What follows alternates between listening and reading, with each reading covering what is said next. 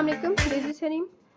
Today's topic is for CSS Nuclear Program of Pakistan.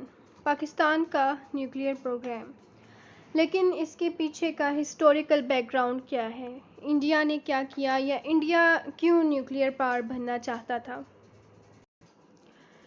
India की जो शिकस्त होती है उसकी वजह से इंडिया ये चाहता था कि वो जितना जल्दी हो सके एक न्यूक्लियर ताकत बनकर उभरे। और ये आप इस टाइम पीरियड की बात करें तो ये अक्टूबर 1962 का ये वक्त था जब इंडिया ये चाह रहा था कि अब उसको न्यूक्लियर वेपन्स जितना जल्दी हो सके वो इन्वेंट कर लेने चाहिए। तो इस सिलसिले में उसने फिर एफर्ट स्टार्ट की और आप ये कह सकते हैं India and Pakistan are rival after partition. अगर आप इसका स्टार्ट लें तो आप यही कहेंगे, इंडिया और पाकिस्तान का हवाला देंगे और आप ये कह सकते हैं टू क्वेरल कंट्रीज़ के नाम से आप इन्हें कह सकते हैं। And India nuclear explosion 18 May 1974 18 May 1974 को इंडिया ने अपना एक तजर्बा किया था जो कि सक्सेसफुल रहा। इसके पीछे भी उनकी कुछ ऐसी शख्सियात कर फरमा थी कि उन्होंने ये तजर्बा किया और जिसमें नाम हमें वाज़ेह तौर पर डॉक्टर रमाना का नज़र आता है। और उसके बाद फिर पाकिस्तान ने ये ज़रूरत महसूस की कि पाकिस्तान को भी जल्द से जल्द न्यूक्लियर ताकत बनकर उभरना चाहिए। तो पाकिस्तान ने पहले तो काफ़ी ज़्यादा इस हवाले से एफ़र्ट की और फिर जो एक लास्ट एक्सपेरिमेंट किया गया था, ये अक्सर ये पीपीएससी में मोस्ट रिपीटेड एमसीक्यूज़ भी है 1998 के हवाले से कि पाकिस्तान ने जो एटमी धमाका कहाँ पर किया था और कैसे सक्सेसफुल रहा और डेट क्या थी। तो आपको याद रहना चाहिए डेट वाज 28 मई 1998 और किस मकाम पर, चागी के मकाम पर पाकिस्तान ने अपना एटमी धमाका किया था और वो सक्सेसफुल रहा था। और अगर इंडिया की बात करें तो इंडिया के पीछे कुछ ऐसी पर्सनैलिटीज़ थी, ऐसी शख्सियात थी जिनकी बदौलत इंडिया एक न्यूक्लियर पावर है। Indian nuclear programme was due to the personal zeal and efforts of a young physicist doctor Homi J Bhabha and completed his education with Rutherford, a renowned British nuclear scientist at Cambridge University। Doctor Bhabha ने, जैसे कि एक उस time एक British nuclear scientist थे, सियासतदान थे, Rutherford, उनके साथ अपनी तालीम मुकम्मल की और इनकी शख्सियत इसके पीछे कार फरमा है। So India's first nuclear tested on 18 May 1974 and a depth of 100 meters using plutonium extracted from the CIRUS reactor as the fissile material. ये जो है जैसे कि फिसल जुमे का रेसलिंग साउंड, यानी न्यूक्लियर एक्सप्लोजन के हवाले से आपने इनका हवाला इजाद भी ज़रूर देना है।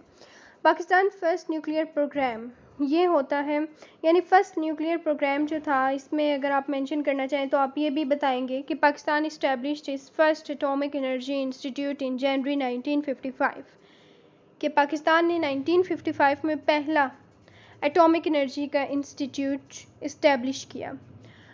भुट्टो का टाइम पीरियड आ जाता है 1964 का और उसके बाद जो कि भुट्टो एक ऐसे क्राइसिस से गुज़र रहे थे, इस किस्म के क्राइसिस से कि वो अपने डेथ सेल में थे। लेकिन यानी ये हवाला आप थोड़ा बहुत अगर हिस्टोरिकल स्केच है तो भुट्टो का भी आपने बयान करना है। Bhutto 1964 also began thinking of exercising the nuclear weapon, यानी वो भी इस हमायत में थे। देन डॉक्टर अब्दुल कदीर ख़ान की शख्सियत इस हवाले से बहुत ज़्यादा वाज़िया तौर पर हमें नज़र आती है कि भुट्टो भी उनकी सलाहियतों से उनको पता था, डॉक्टर अब्दुल कदीर ख़ान की जो सलाहियतें थी, उनकी अचीवमेंट्स, और अगर देखा जाए तो Bhutto was informed by the abilities of doctor Abdul Qadeer Khan who has obtained his degree in physical metallurgy. Physical metallurgy जो है ये स्टडी है, it's a field of study within metallurgy where the focus on the physical properties, जिसमें आप physical properties पर आपका focus होता है in structure of metals and alloys.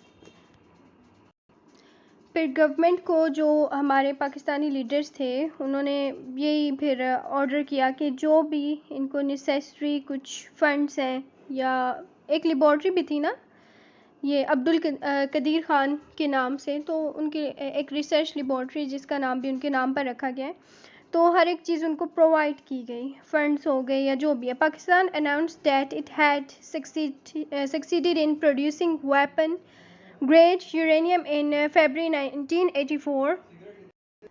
جب پوچھا گیا انڈیا سے یا انڈیا کے حوالے سے نیوکلیئر پروگرامز کے بارے میں، تو پھر انہوں نے یہ جواب دیا: The Indian cabinet ministers stressed in their interviews that India was not interested in producing nuclear weapons, and however these statements were meant to ward off the pressure and criticism by the international community کہ صرف اور صرف international community کے criticism کی وجہ سے ان کو ایسا کرنا پڑا. Fourth, the security and safety program since Zia's death in Zia الحق کی جو ڈیتھ ڈیٹ ہے، ڈیٹ نہیں ایئر، تو وہ آپ کو یاد رکھنا چاہیے 1988. یہ بھی اکثر پی پی ایس سی میں پوچھ لیا جاتا ہے. پاکستان's nuclear program is managed by the army, another security body known as Pakistan Nuclear Regulatory by Authority, which includes 200 experts, is in charge of physical security of fissile material and radioactive sources. International concerns آ جاتے ہیں تو اس میں اگر آپ کو کچھ explain کرنا پڑے، so you may say since its 1998 nuclear tests there has been grave international concerns about the possibility of Pakistan's nuclear weapons or technology falling into the hands of extremists, either though infiltration, tax security procedures, or the fall of the current military or a subsequent democratic government. I hope this video is very helpful to you. So stay connected and do not forget to subscribe and share my channel. Okay then, Allah Hafiz.